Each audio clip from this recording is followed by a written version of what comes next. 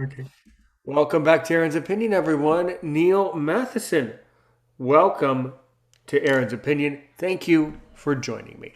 Well, thank And you for thank you for having me. joining me at such short notice. My first question before you really dig into your YouTube channel and before you dig into how you became connected with Brent and Canadians with Disabilities and their allies, we need Yeah. to know who Neil Matheson is in the first place. Who is Neil Matheson? Well, you only have an hour spot, right? Right. But I'll try to summarize it. I was born with cerebral palsy, um, and I'm 54 years old now. So going back 54 years ago, it was a different landscape for people with disabilities, right? There was a lot more segregation. There wasn't really that integration of, a lot of people were kind of hidden away with disabilities, right? And the one thing that was good in my case is that I was born to really strong parents. My mom was a nurse, and so when the doctors would say that your son won't grow up to be anything good, like a lot of the doctors at the time would think that anybody with cerebral palsy also had uh, a mental deficit or a cognitive deficit, right? And so we would meet with these doctors, and the doctor said, don't expect your son to amount to anything, right?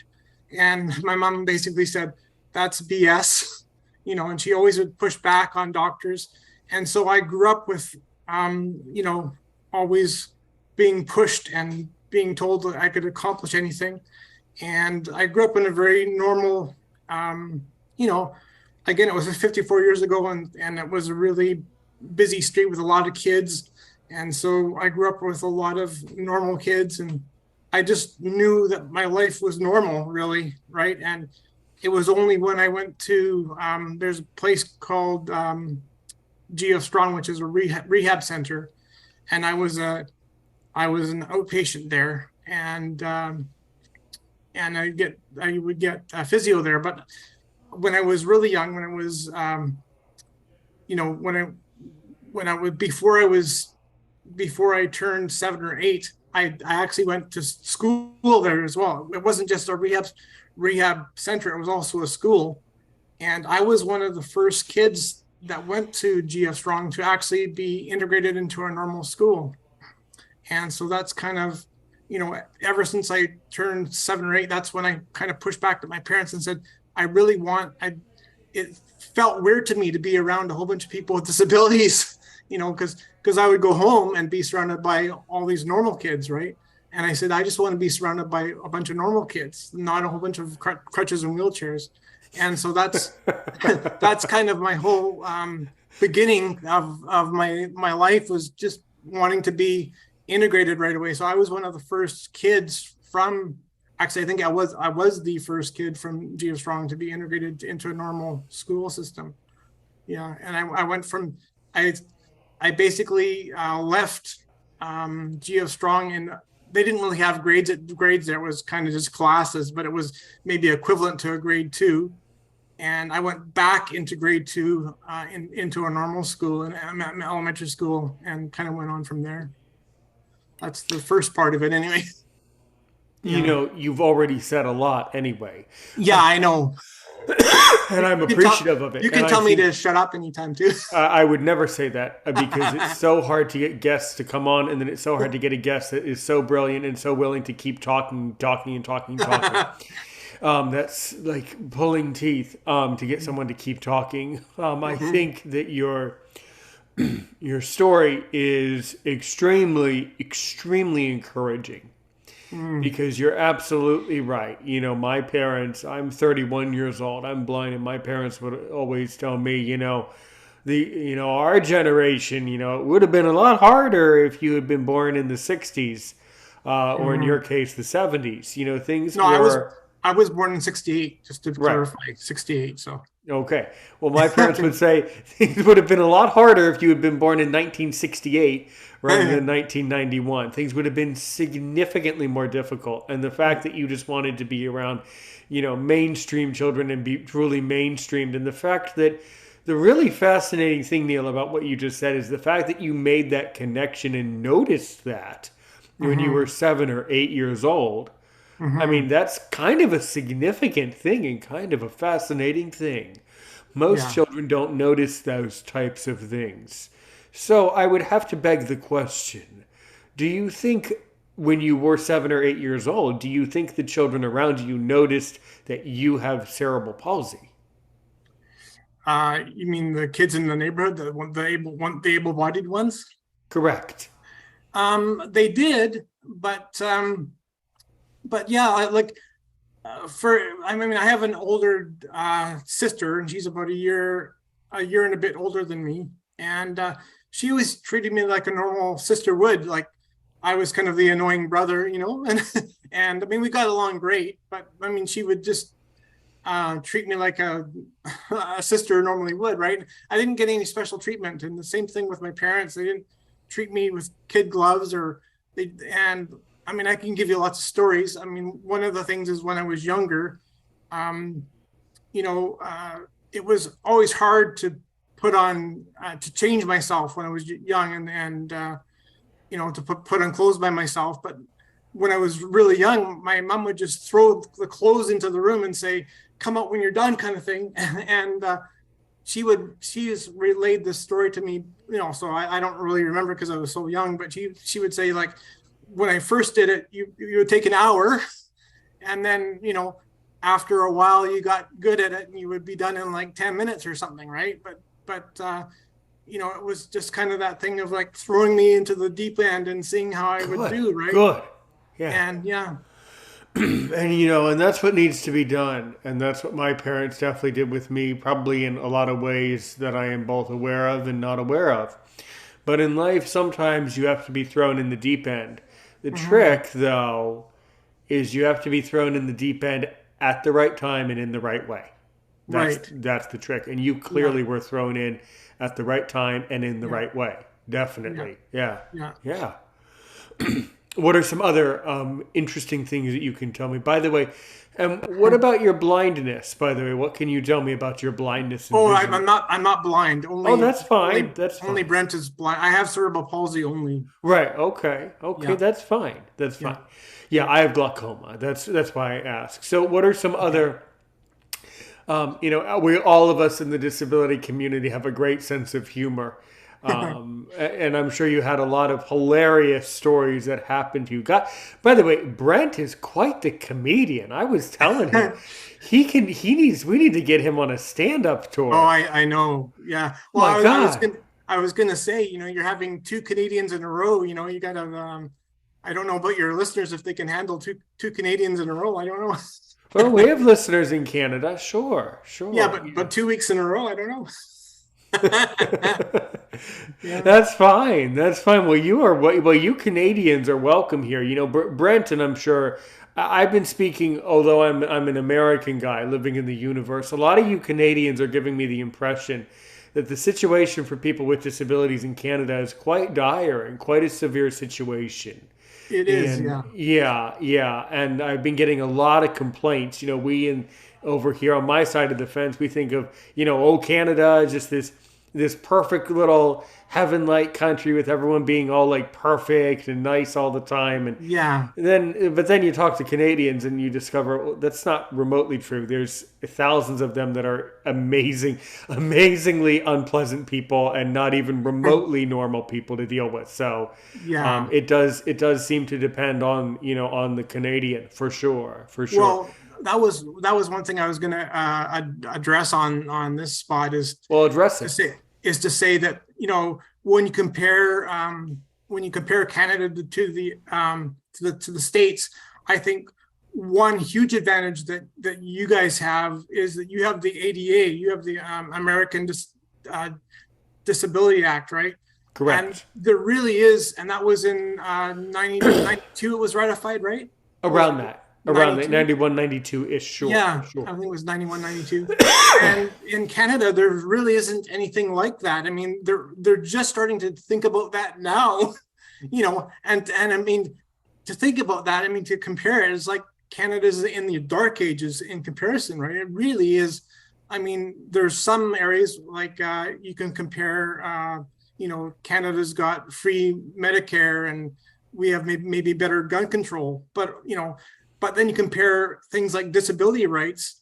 I mean, you guys in the States have it all over Canada in that degree, right? I mean, Canada's Here's really, well, really bad in that let's regard. philosophize. This is what I do on my show. So let's dig into this.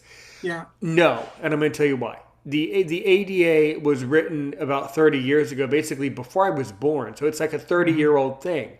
Well, look, if you have people that have to buy an iPhone every 6 months, you don't need me to tell you how out of date the ADA is on paper. It's Mm, completely dated. It's right. completely by many people around the disability community in the States. It's not it's not it's not what adjective do I want to use? Mm, It's not it's not invalidate. irrelevant, Oh, okay. but it's not applicable any longer. It needs a to put it lightly, the ADA Overhaul. on paper would need a facelift. It would need a Yeah. complete renewal and a complete redraft because it doesn't fit. The real reason, the problem with the ADA now is that it doesn't fit the society of 2022. It fits Mm, the society of when it was signed in the early 90s. And the social expectations have obviously changed a tremendous amount in those 30 years. Now, as a young person who's only 31, mm, I'm not fully aware of this change of society because when you grow up anywhere when you're a little kid, basically until you're 20, you got you're in a fog half the time and you don't know what's going on mm, the other half of the time. mm, But so I'm sure that if you were to talk to someone your age from the States, they would tell you how much society has changed yeah. over the past 30 years. The Mm, fact is, a law does not prevent people from having opinions about people with disabilities, whether you have cerebral palsy or you're it's blind. true. And It's it true. doesn't prevent people from being able to tell the difference between a disabled person and able-bodied and still discriminating. We have a incredibly gross problem in the States with people facing profound discrimination Mm, with blindness. And I don't know it to be true. I have to be professional when I say this. Obviously, I do not have cerebral palsy, so I can't speak on it, but I'm sure that there have been times where someone with cerebral palsy has faced discrimination in the United States. I just don't know about it. yeah. Certainly, it's not right. I just don't know about it. Yeah. But I'm also sure that it happened. So that's a tremendously bothersome notion to me. Hmm. And the other thing that I notice is that I'm finding stronger and stronger guests for my podcast over the years. And that's wonderful. But that also shows me that we have a lot of listeners and we have a lot of people around the world who are facing profound struggle and problems. And that is Yeah. a very serious problem. Hmm. Hmm. So that's really, what's going on with it. And yeah, we might have gun control in the United States, in certain states. It doesn't do much to control the people. Yeah. And that's a problem. That's a whole nother. That's a whole nother show. That's a whole nother Yeah. podcast. Anyway, Yeah. by the way, statistically, I would take a wild stab at this. Take a wild guess. I think there are probably more guns in Canada because you have more people in Canada that need to hunt animals and things like that. Probably, probably there are probably more guns. Actually, I haven't looked it up to be true or false, but I would guess that there are probably more physical guns in Canada than in the United States. Probably. I don't know. I kind of doubt that actually. I don't Um, know though. There's we're I don't not know. we're not all hunters here in Canada. Well, but maybe more. I don't know. Probably when you factor in the populations, it probably is quite similar. Maybe we have slightly more, but there's a lot of guns anywhere, really. But Maybe, yeah. yeah, I don't know. I don't know. But Mhm. okay. And then after you grew up and went through high school, then what did you study in university, if you don't mind me asking? Yeah, I that's a whole other story and a half, really. Like Well, here, give me a quarter or give me a half. I'll give you the What's the Coles half of Notes it? version. Okay. Is I originally wanted to become an elementary school teacher, actually, Great. Wonderful. and that was actually my first real experience with discrimination. Honestly, is when I tried to go through and get my education degree because um, you know when you go through the program, you have the what are called faculty advisors, and then um, halfway through the program, you get paired with a teacher, and I passed the first one when I got paired with the teacher, and that was fine. And then our our longest stint in the classroom, I was paired with a faculty advisor and a teacher that really you could tell they didn't really know what to do with a guy with a disability and bent legs. You know, I have bent legs on crutches, and they just didn't know what to do with me, right? And I was kind of set up to fail from the beginning, and it was kind of sad. I mean, I can give you an example. Like for example, I was told that my writing is kind of messy because I don't have like I can write all okay, but it's a little bit messy on the blackboard because I don't have the dexterity in my fingers because of my disability, because of my cerebral palsy, and so it's a little bit messy, right? And I was told, if you can't write cleanly on the board, you shouldn't be a teacher. And I would, and I would say, well, I can get a student to do it. And they said, no, you can't do that. You should be the one to do it. If you can't do it, that's not good. And then I was also told like, you have bad posture in front of the class. And I'm thinking to myself, like, I can't control my bent legs, and things like that. Right. And they were just looking for Yeah. things to nail me on. Yeah, And that's very insensitive. And yeah, blind and people face yeah, similar things. Sure, sure. and it was, and it got to the point that they said, it just isn't going to work out. They said, you're a wonderful teacher, you're wonderful with the kids, but it's just not going to work out. And they were kind of just throwing all these kind of praises at me, right? Like praise after praise after praise. And I said, well, why are you praising me? Because you're telling me that it's over. Like you're telling me that, here's the door, They were disability porning you. They were yeah, they disability were just porning. disability porting me, exactly. And I said, stop praising me if you're gonna like basically turf me out the door. Like, don't say that I'm an amazing teacher if you're saying I can't cut it, right? So it was really disappointing. So I had to quit that, and I just finished a regular BA in English Lit and psychology, and then from there I just kind of threw myself into computers, which I always liked. And I got a job working for the couple jobs working for the provincial government in British Columbia here, and I like building databases and stuff like that. Like Good. um, at a time when basically computers were still kind of new, and nobody wanted to learn how to do it. And they said, "Well, it's getting able to do it," kind of thing. And so I had a lot of free reign to figure things out, and it was really cool that way. So, yeah, That's really cool. yeah. That's really really good. Mhm. Oftentimes the greatest the greatest acknowledgement of discrimination is where they point out the obvious of the disability. They might tell a blind person, "Well, you can't do this job because you can't see." Yeah, Well, yeah. that's really severe. That's an example of profound discrimination.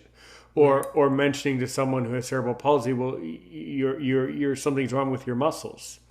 Well, yeah, what that's telling me is that they're showing you I'm unwilling to learn from you and to yeah, learn from someone like you. And I think it's very sad, yeah. but I've also faced it, and in a different way, different time, different place. But the Hmm. truth is, in a philosophical sense, good, because you don't want to work for people that are like that. You don't want to Exactly. work. You don't want to work for people who discriminate against you. And I have a secret policy about that. Hmm. If someone discriminates against me or is rude, it's fine. But I'm just going to go to the next nice person and successful Yeah. person. You know, it, So that's kind of how you have to approach it in life. yeah, Yeah, and go ahead. it's funny that you say that because I thought the exact same way. Is because I had so many people tell me like, when I had that bad experience, they said, well, you should just try again, like don't give up, just try again. And I said, honestly, like that was my first real honest exposure to honest to goodness discrimination. And I said, if the education system is going to discriminate against me that much, I said I don't want any part of it. I just want to Right. walk away from it. And I just made a clean break from it. I said, screw them. I don't want to deal with it. So I just moved on to better things. I was sad because I really wanted to become a teacher, and I did do like a lot of like one-on-one tutoring jobs on the side for quite a while, and I still enjoyed that. But I knew it wasn't going to be my long-term job. I knew I had to go and do other things because I wasn't wanted in that space.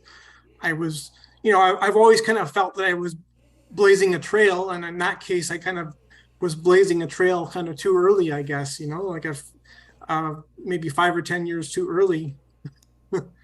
So Well, what you were doing is you were blazing a trail to help you to find the next thing to do. The next job, yeah, you were yeah. you were moving in the right direction, and that's the way I've Mhm. had to look at it. But unfortunately, as long as people can tell the difference between able-bodied and disabled people, there will always be some discrimination, and there's no way around it. There's no way of making it go away. I don't think Mhm. there are ways of lessening it, but not making it go away. So then you started to do these various IT jobs, all very interesting. But let's jump a little bit closer to when YouTube developed, because you are a YouTuber.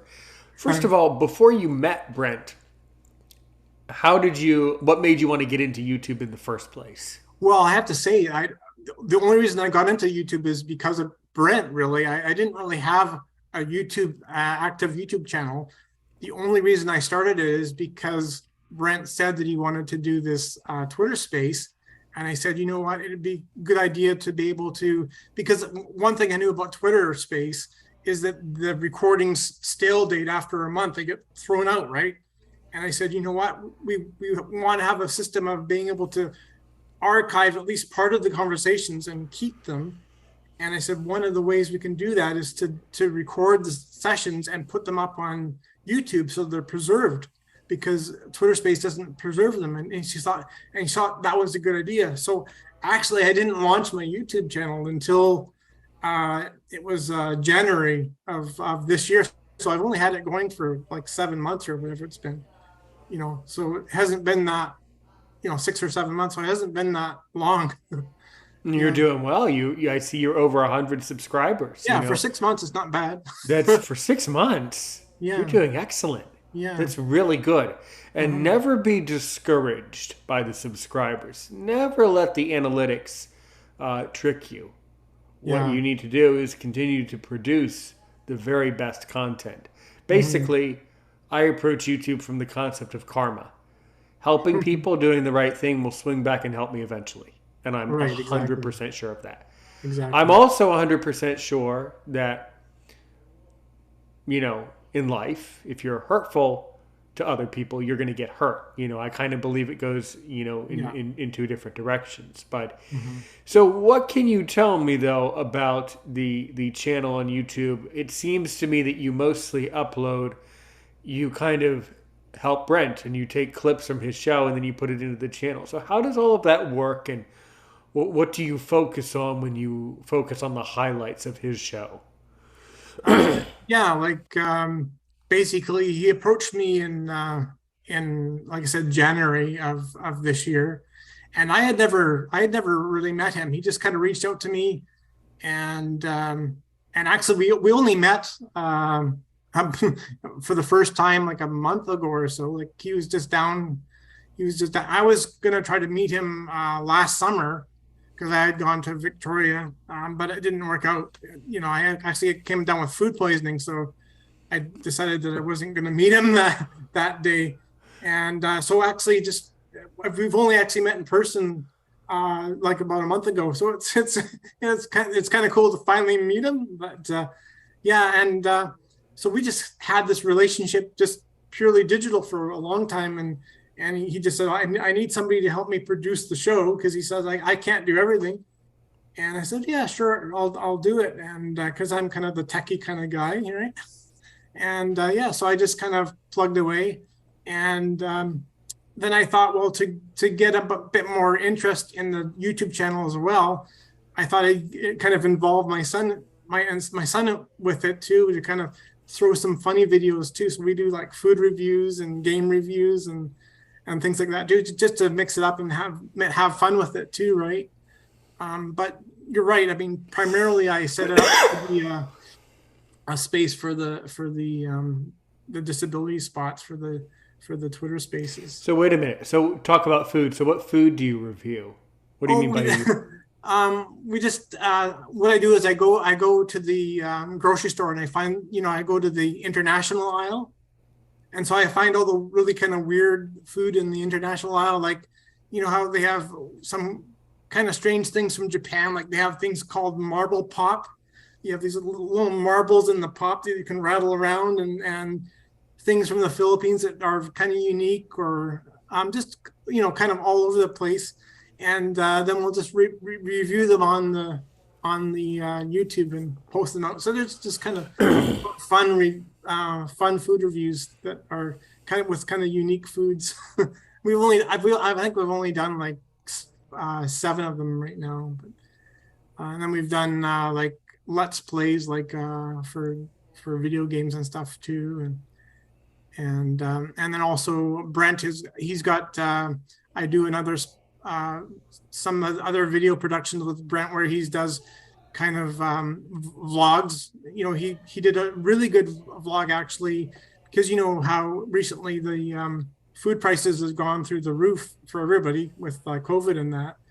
All the Mm-hmm. inflation has gone through the roof. So a few months ago, he did a vlog on going to the grocery store and looking at the prices and saying how hard it is to afford good food on a limited budget, because we don't get paid a lot for, we don't have pensions.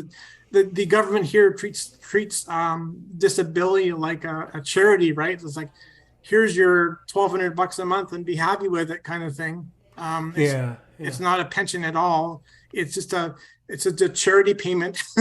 And so it's hard, like, because you have to pay for rent and you have to pay for food on, like, in some places it is only $1,200 a month, and in BC it's close to 14. It's about 1350, I think, which is nothing, because I mean rents are about $1,500 a month here. So just in rent you're already negative. If you don't room with anybody, you're already negative $300, and you haven't even bought anything of food yet, or paid any bills.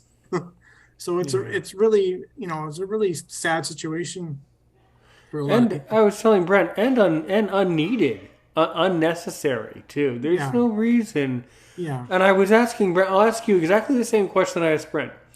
Why do you think the Canadian social system and social services and government and governance around Canada, why are they putting forth more effort to not help disabled people? In other words, I phrased it something like, why are they spending their energy making their own life harder by not appropriately providing services and all that people with disabilities deserve and need? Why are they making it harder for? Why do they want to make their situation harder? I yeah. guess.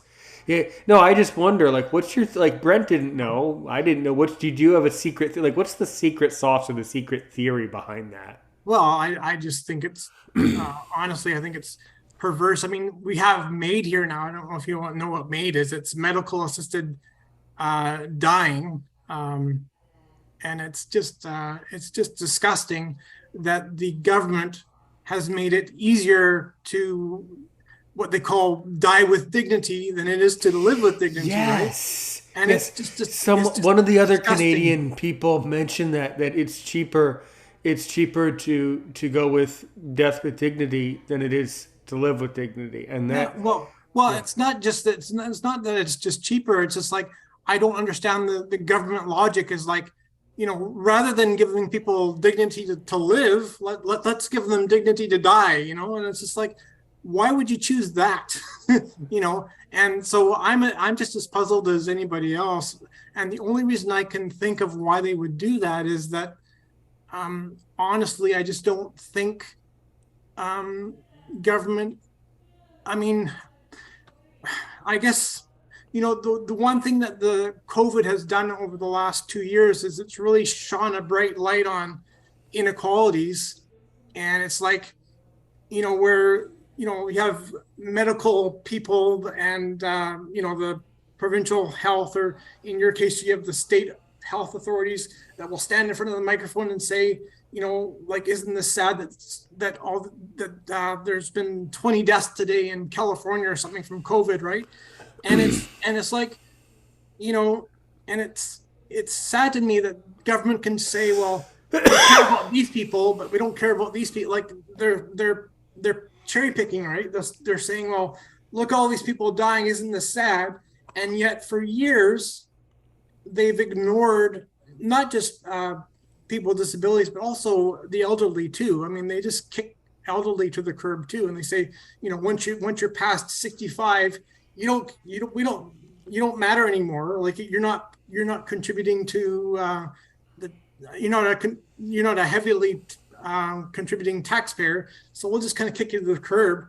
And I think that's the mentality. Is like government thinks that disabled people and people that are aged, that are elderly, they don't matter. They're cherry picking of what people matter in society. And I think that's why you get those perversions of MAID and say, well, because you don't matter, we're going to give you an easy out to commit suicide, but we'll wash our hands of our responsibility to actually help you live a dignified life, though. And it's really warped. It's really, really warped. Yeah. And I could go on. I mean, I can go on also about, the clawback of my survivor's pension that I've been fighting that for 9 years, but I'm going to pause just in case you have something to say or questions for me. But Well, thank you for. Well, thank you. I mean, I appreciate the knowledge that you're giving me about it, and mhm, it doesn't surprise me. And things are just as strange in the states, just in different ways, mhm. But it's showing. I mean, it's really showing what that proves is that Canada is a nation of tremendous problems. Yeah, Is what it's actually showing. It's showing yeah, that Canada is not this perfect, utopian society. yeah. And I Yeah, mean, it definitely should be better. I mean, and can be and could be. it definitely could be. Yeah. And it just isn't, because, I think the mentality, like I said, with the governments is, it's not my problem. Like, you know, these politicians have this idea that disability doesn't touch them. Like, it doesn't affect me. It's not my problem. And if it doesn't affect them, if it's not their problem, then they don't they have nothing to relate to, right? So yeah.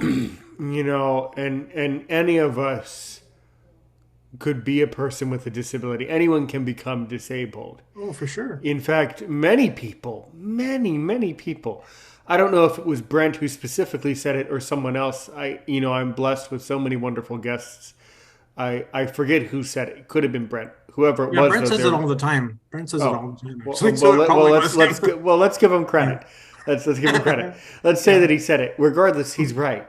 Yeah. 60 was some statistic like 60% of the population will experience some form of disability, especially when they get old. I Hmm. mean, most old people, they have muscle issues when they get old. They got stuff that stops working, organs stop working at certain points, and that disables them.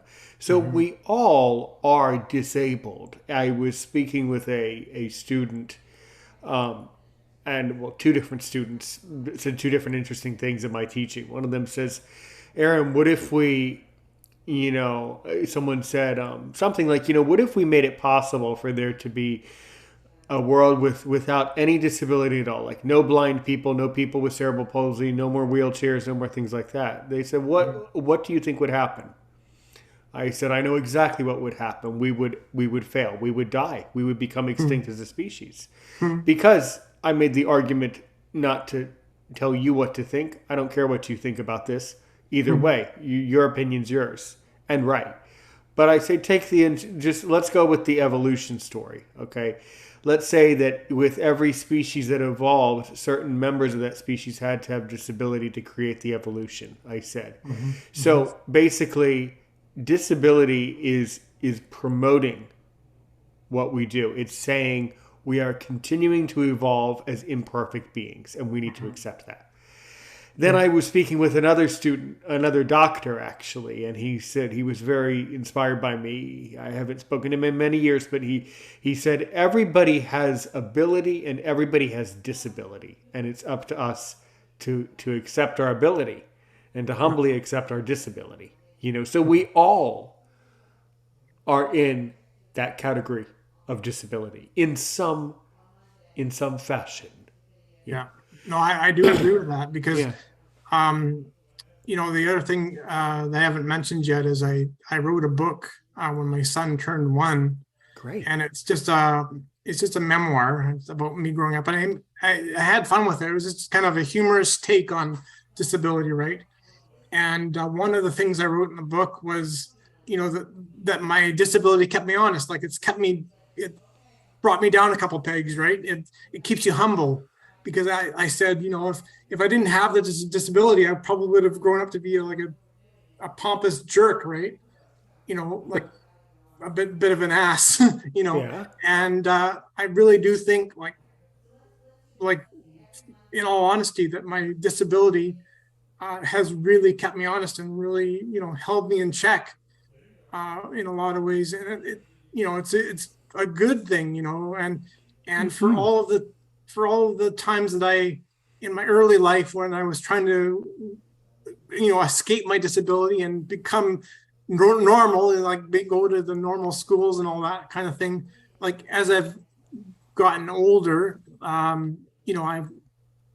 I have learned to appreciate my disability more, and that's how I became more involved in advocacy too. Is like you realize how important it is to advocate because there's lots of people with disabilities that don't, right?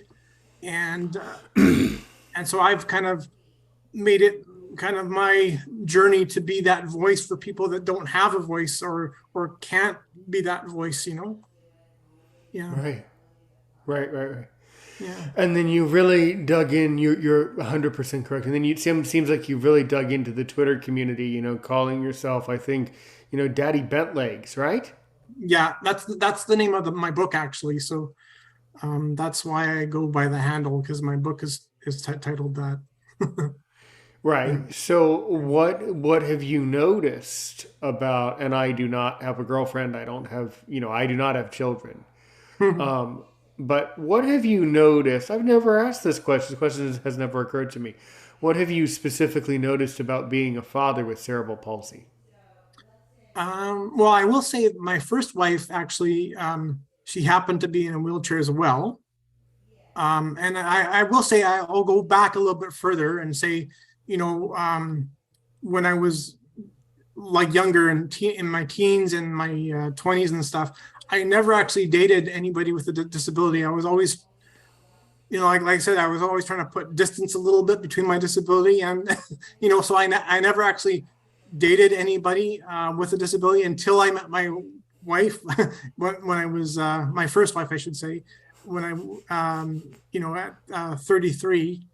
And so it was just a really unique experience for me because, it was my first time really dating somebody with a disability in a wheelchair. And actually, it was the same experience for my wife too in a wheelchair. She had never dated anybody with a disability either, and the fact that we both, eventually then procreated and had a son, it was really cool, like to realize like we actually tried to find other parents, two parents with disabilities that had kids, and we really tried to look and we couldn't find any, you know so it was a really unique experience. Like we go to the grocery store and you get people looking, but in a good way most of the time, right? And like we'd go into like Tim Hortons. I don't know if you know what Tim Hortons is. Yeah, It's I like know. kind of the coffee shop of Canada here. And we'd go into the Tim Hortons with our son, and we'd be like rock stars going in there, like, "Hey Neil, how's it going?" And you'll see the kind of walk in there with like, feeling like a rock star, like everybody kind of knows you, right? It was just really really cool, and you know, and so it was a really cool experience. And but my first wife, she passed away in August of 2013. Oh, I'm sorry to hear it. And yeah, so that's been another experience. But then, I've been lucky enough to be remarried again. And Oh, my good for you. my second wife, she's able-bodied, so I've had the experience of having both. In my younger years, Hey, dating able-bodied, you know and that I have dating, to ask. yeah. You know that I have to come in here with a very facetious and cute question. You know that I'm Okay. gonna. You know that I have to. I got to get a little bit. I got to get a little edgy with you here. Okay. So I'm blind. Should I be searching for a blind woman or a sighted woman? I mean, just be honest with me. Do I go with the um blind one or the sighted one? Really? that is a good question. I think what it comes down to is, you know, again, if I'm being honest with myself, when I was young and dating, I was very awkward.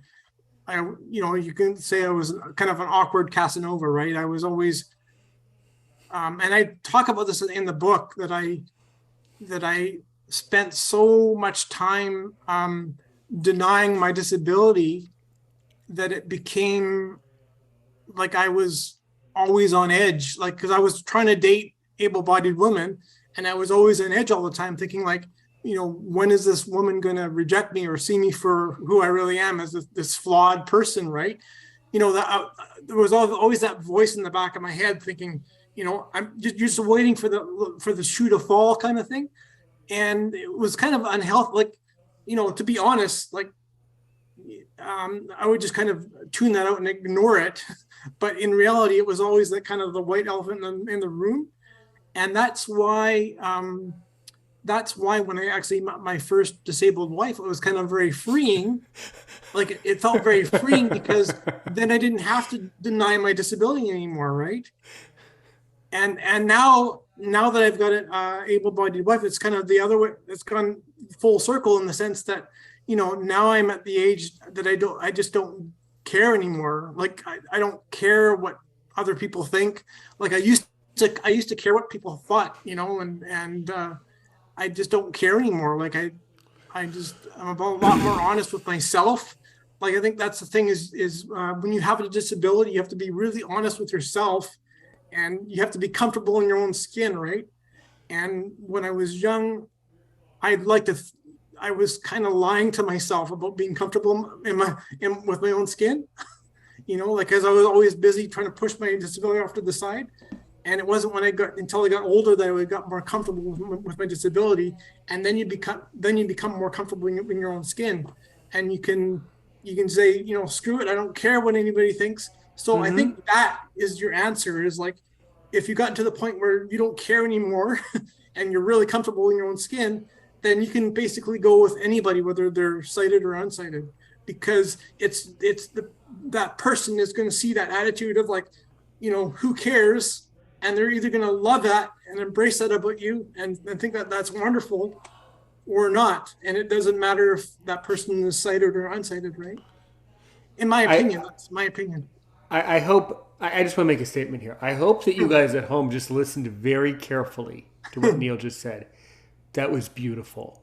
That Yeah, advice will help a lot of yeah, people around the yeah, community. What it comes down to is you have to be you. exactly. You have to be kind. You would say you should be kind, right? Be Hmm. comfortable Yeah, and be you and be yeah, happy. yeah, And then whatever happens happens if it's meant to be meant to be. Yeah. exactly. Yeah. Yeah, I think it's really beautiful that you're now. Well, your entire story is beautiful. It's really cool that you said that your first disabled wife. It's just the spacing of the words there. Usually we don't phrase it like that here in the States. It's very cute. It's a very cute way of putting it. It's a very, you got some of that, innuendo, some of that disability humor in there. But I think what the other really fascinating thing with the philosophy here is that what you're also alluding to is that if it's a good relationship, it's going to be a good relationship. If it's not regardless. So Right, it's exactly. more about the relationship that you have with the person, Yeah, not so much the disability or ability. Although it yeah, does impact it. And I think here in the States, at one point I would have said, I think people are very judgmental. On the other hand, I think various challenges, COVID being one of many, has pulled us even closer together. So I think that some people are actually becoming more open to others now, yeah. which is super One thing I fascinating. was going to say actually too, Sure. one thing I was going to add is, when in my early dating life, and this is going to sound maybe weird, but I think you can identify with it, and maybe a lot of your listeners can as well, Mm-hmm. is that, when I was trying to deny my disability and date a whole bunch of able-bodied women, I would always kind of see myself in the female role, if that makes sense. That I couldn't be the man. I couldn't be the man really. I had to be the nurturer because like I really kind of um, I didn't feel fully physically able to be that macho guy, right? It's like how can you be a macho guy with a disability? Like, I'm gonna ride in on a white horse and sweep the girl off her feet, and I can't even lift you know, hardly anything off the floor, let alone like sweep a big, you know, carry somebody on like piggyback them or whatever it is. And so if that makes sense, that It does. I'd always kind of put myself in the nurturer role, and I would think of the girl actually as the more masculine love, like they were the ones that were more of Yeah. the Crystal set.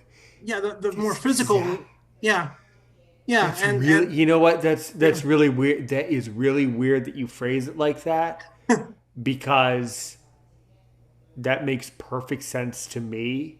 I'm glad it does, because sometimes they say that and it's like, what?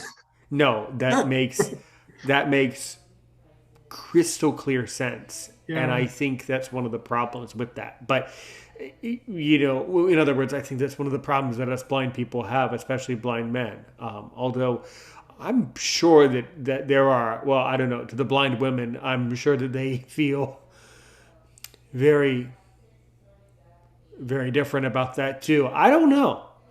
I guess yeah, comment below. Let us know what you think when you yeah. see this video later on. But that's really, really fascinating. Anyway, though, so nowadays, how do you spend your free time?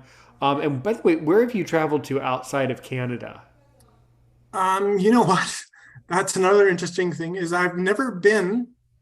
I'm in British Columbia, in Vancouver, which is on the as far west coast as you could possibly be in Canada, and I've never been outside of British Columbia in Canada. So I've never been anywhere east outside of my own province, which is really sad.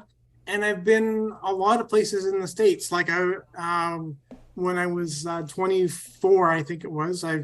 I traveled with my parents. We did all kind of they took a trailer at the back of their truck, and we traveled all the way to Yellowstone. So we went through Washington and Oregon and Idaho into Wyoming, all the way to Yellowstone. And so that was really fun. So I've been there, and I've been to Alaska twice. I did a cruise to Alaska twice, and I've been to California and Mexico. So I've actually been a fair number of places. So I know it sounds really weird, but I know the states way more than I know my own country, which is kind of sad. But it's true though. It's weird. Yeah, that's very common. I mean, if Yeah. you ask many Americans wouldn't know anything about Canada, apart from what we think is true about Canada, which isn't true. So, you know, many Americans wouldn't really know much about about Canada. So, Hmm. yeah, Hmm. that's how that that's how that goes. So, now have you yourself got into or considered getting into podcasting content creation just for yourself, not to necessarily run someone's show?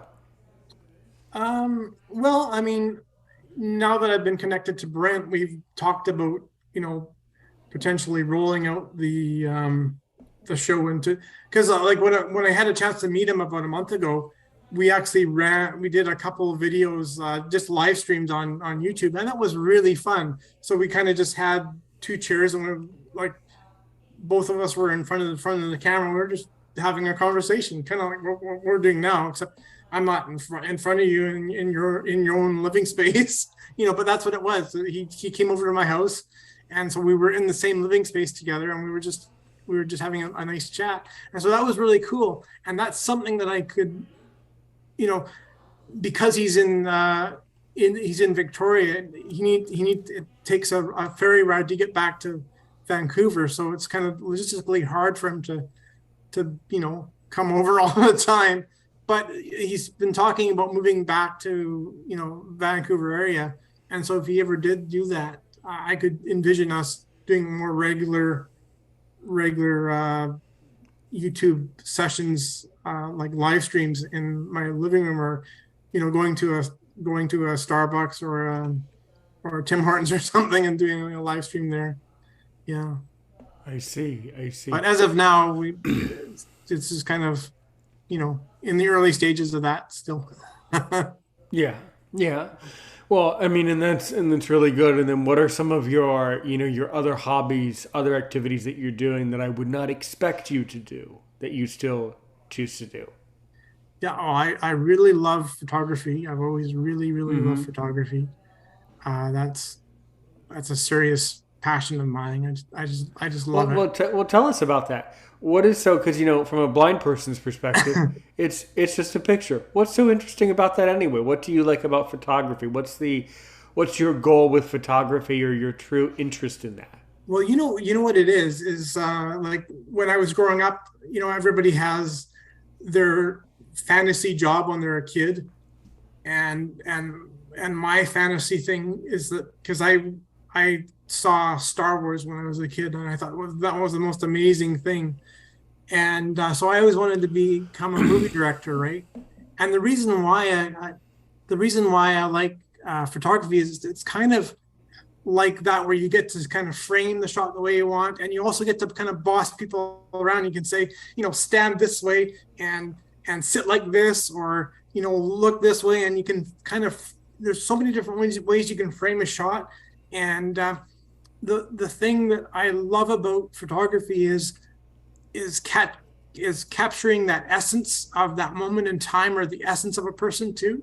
Like I throw I'm very picky. Like when I take photos, like I'm very picky. Like I'll throw out a bunch of pictures, and I'll just try to find those one or two pictures that really captures the essence of that person. It's like, there, I've captured the essence. I've kind of frozen that moment in time and really captured the essence of the person. And I love that about photography, just getting that essence of a person and capturing it down on paper. I think it's It's kind of amazing. almost like a frozen version of YouTube, almost. Yeah. Because with YouTube, we're capturing the essence. We're documenting our experiences and opinions, right? Yeah. So photography is kind of a visual image of a second in time, and I think that Hmm. that is Exactly. a very fascinating thing. I'm sure you have one too. All families, mine included, we have like notebooks or photo albums of super old people, and we don't know who they are because they were alive so long ago Yeah. that our grandparents also forgot who they are, or the grandparents pass away, and then they never tell you who the people in the albums are. So then a lot of people, no, it's true though. A lot of people in the states, they end up with a photo album of old people from their ancestors, and you ask them, well, who is that person? Well, I don't know. No, a lot. It's very common because albums are passed down in boxes. But oh, Granny's box. Oh, it goes to this house, this house, this house, this house. That's Next true. thing you know, you say, okay, take this album. The kid opens it up. Well, who is that person? I don't know. Just hold on to it. It happens a Um, lot. yeah. Does that happen in Canada?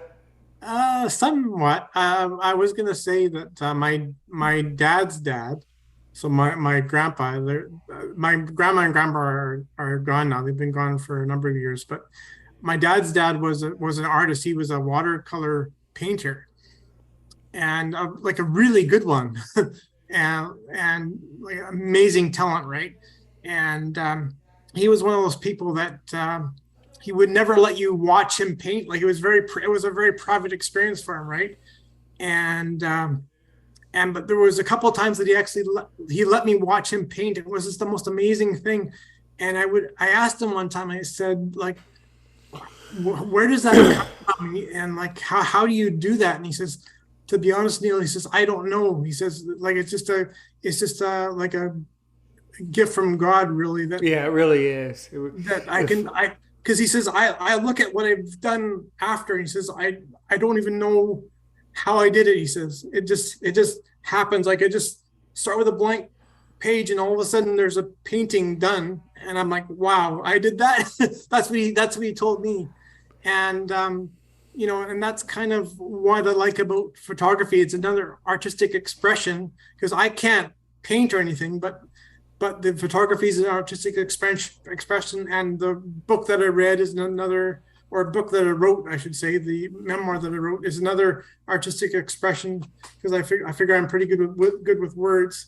So I like that kind of artistry because I can't even draw a stick person. Honestly, I'm even I'm even worse than that. I'm just awful. So, but my ability to compose something on in a photograph or to put words to a page, that's kind of my skill. And I think it's important that we all kind of pursue our blessings and our passions, yeah, right? And that's kind yeah. of I'm mine. figuring out over years of interviewing people that apparently, supposedly, I'm supposed to interview people because every guest I get gets more interesting and more appreciative and better and Yeah, better. So yeah, there's some magic going on here. And I like he would say, I don't know how I do it, but I look back and I was like, you know what? That was a really good video. Like, woo, wow. Like I didn't even realize it was that informative. Wow. You yeah, know? it's good. Or the other funny thing too is my brother my brother is also a talented painter, talented artist, and he painted a picture like that, and we were joking with him. We said, "You didn't paint that. You bought the painting and told us you painted it." And no, yeah, no, we had a joke about that. So anyway, I just want to say we're coming towards the end of the hour. Um, Neil, it's been an honor and pleasure to have you here on Aaron's Opinion. You're forever part of the Aaron's Opinion family, forever welcome here.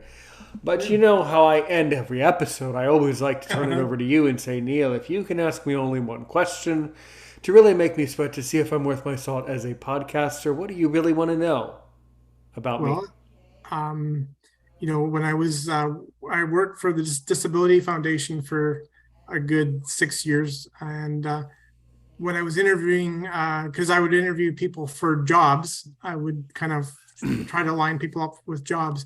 And one of the questions I would ask them is I would say, what are you passionate about?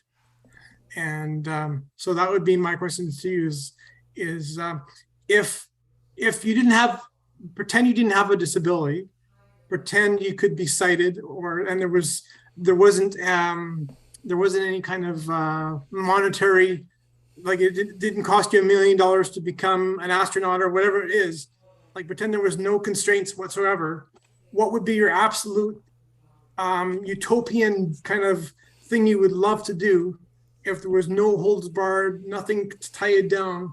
What would you love to do? I would love to know that my work will help one more person in the future. Oh, Because we say here on Aaron's Opinion, help one person today, help a million people tomorrow. Meaning, this work that we're doing, this conversation, will be viewed in the future. And yeah, if it only helps one more, then it's a success. You only have to help one person to yeah, help a million others. In other words, a lot of people in Canada as we discussed in this hour, are suffering, who have disabilities, have a lot of problems, right? There's a lot of people are getting hurt, but if they would just turn the equation around and help only one of those people, then that would be a huge help. And that's Mm. what I do here on Aaron's Opinion. Yeah, no, If that's great. someone, well, thank you. It's been tremendous conversation as always. If someone wants to get in touch with you, what's the best way they can do that?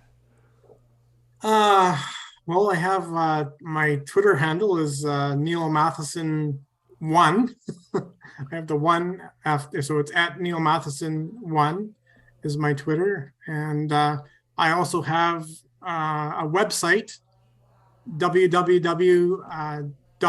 www.daddybentlegs.com. So it's just after my book. So it's www.daddybentlegs.com. And you can also, if you go to my Twitter Twitter handle or my Twitter space, you'll also find a link to my YouTube channel. I encourage people to subscribe just because there's lots of good content on there, and we're trying to expand out, and that's why I'm excited to be on your show because it just feels like another opportunity to really expand out and to push the needle, push the needle forward and get people excited about disability issues. I think that's important. So Excellent. yeah, Well, guys, click the link in the description for more information. Neil, you're always welcome here. yeah. Keep up your great work, helping all the Canadians up there, and stay safe out there, everyone. Until next time, we'll see you back here, same place, same time, next week. Stay safe, everyone. And as I like to say, thanks so much, everyone. We'll see you next time. Help one person today. Help 1 million people tomorrow.